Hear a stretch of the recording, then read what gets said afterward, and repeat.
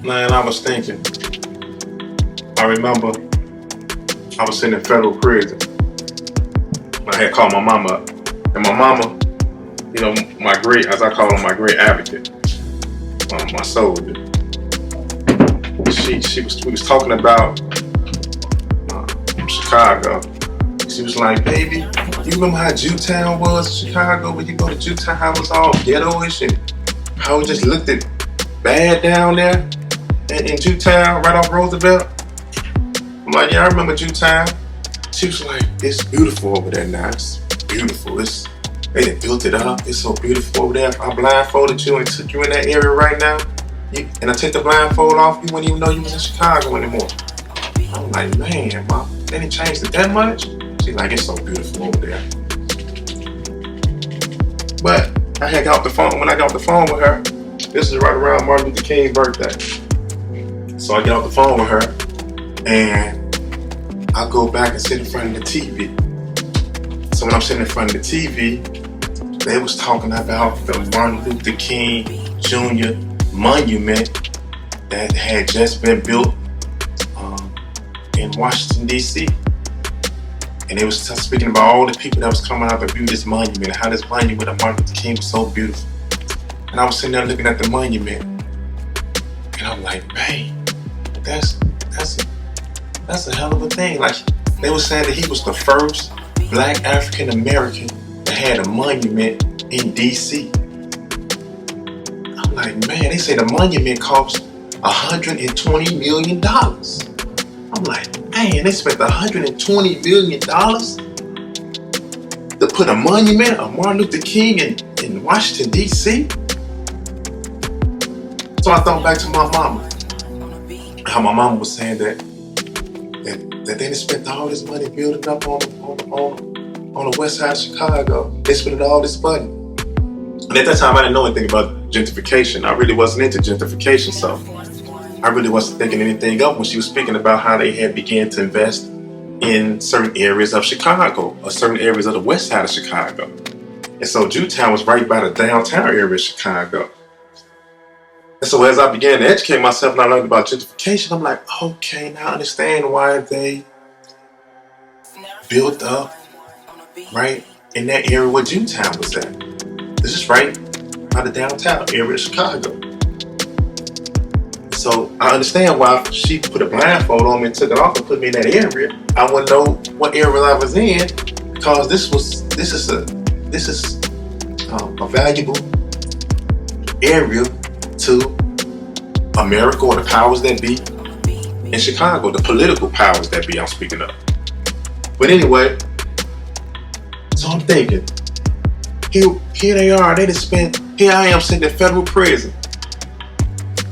They feed me trash. The food is terrible.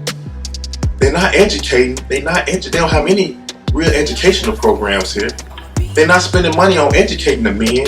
They're not spending money on career-based programs. They're not spending money on trade schools for the men that's sitting here. They're not spending money on building a more productive person to come back into society. So I was confused, like, how did they have the money to spend $120 million on a statue of Martin Luther King? I was puzzled by that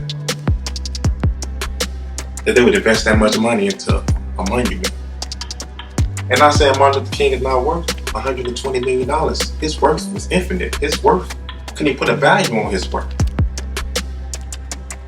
So, to get on to my point is that America will spend $120 million on a monument of Martin Luther King the Jr., who was about non-violence, who was about uniting the people, who was about destroying discrimination, racism, who was about bringing a message to the people of upliftment, who was a Christian, who was a preacher, who was a college graduate, who was a husband, who was a father.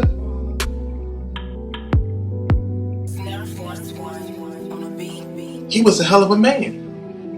So here America is spending $120 million to build a monument of Martin Luther King Jr.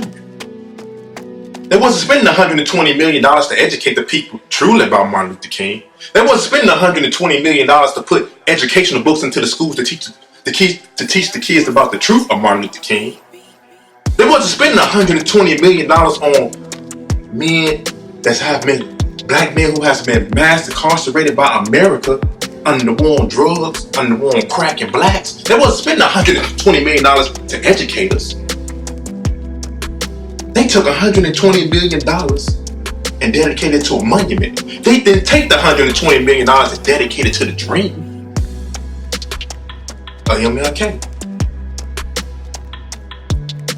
So I was wondering, like, how could America build all these nice monuments, all these great buildings? How could they transform the infrastructure of Chicago? How could they build all these Trump towers? How could they build all these beautiful condos and pave the streets and put down trees and beautiful grass and just make it look so lovely and beautiful and pretty? How did they invest all this money into buildings? But yet, don't invest a dollar into the people. How could you invest in infrastructure, but yet don't invest in the people who are going to enjoy the infrastructure? It was puzzling to me. It was puzzling so much so that I began to really investigate what was the reason. Why isn't America investing into the people? Why is America choosing to invest in statues, invest in monuments, invest in building Trump towers, invest in building all these condos, invest in gentrification, putting all the blacks into the suburbs and bringing all the whites into the urban cities, into the urban cities? Why is they doing this? But yet they invest $120 million into a statue of a man that they have failed to bring the dream alive to the people. America's always give us the part of the dream in all its commercials of, I have a dream that little black boys and little black girls and little white boys and little white girls will hold hands. That's the only part of the speech they really give us.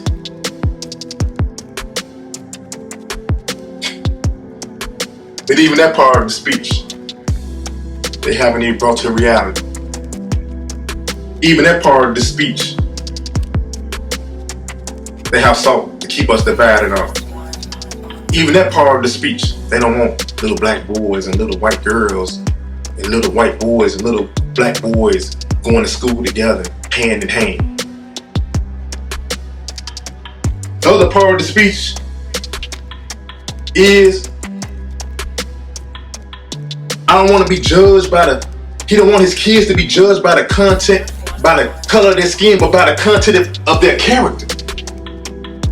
My mama used to always say that.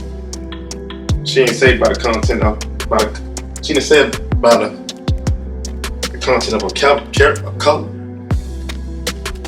She said she didn't want to be judged by the materialistic part of her life. She wanted to be judged by the content of her character. But Martin Luther King say he don't want his kids to be judged by the color of their skin, but by the content of their character. Even America haven't even brought that part of the dream to life. Because black men and black women are still being judged by the color of their skin. Sandra Bland got killed because of the color of her skin. Mike Brown got killed because of the color of his skin. Orlando Castillo from Minnesota is because of the color of his skin. Sean Bell because of the color of his skin. Trayvon Martin because of the color of his skin.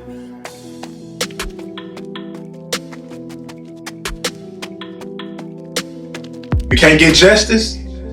We march into the courtrooms and ask for justice. We can't get justice because the color of our skin. So the dream has not come alive yet. America speaks about Martin Luther King. He was a wonderful guy. He was a non-violent guy. They make Martin Luther King seem to the kids and to the people that he was weak, that he was just weak and passive and all about non-violence and turn the other cheek, and they want you to believe that he was just a man that he just wanted to unite with the white people, and he just wanted to be all love. That is a lie. Martin Luther King was a soldier.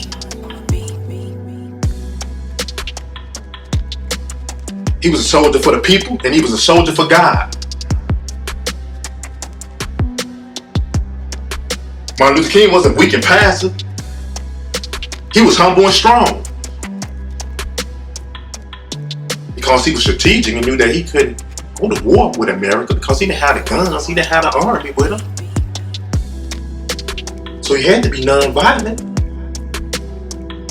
But even in practicing non-violence, even in saying, hey, I don't got no gun and I don't want no problems. I just want my rights. I don't want to languish in the corner. I want to come out the corner and enjoy life like everyone else in America. The Chinese, the Mexicans, the Italians, the Irishmen. The black man in America just want to enjoy just like everybody else want to enjoy life. That's all Martin Luther King was saying.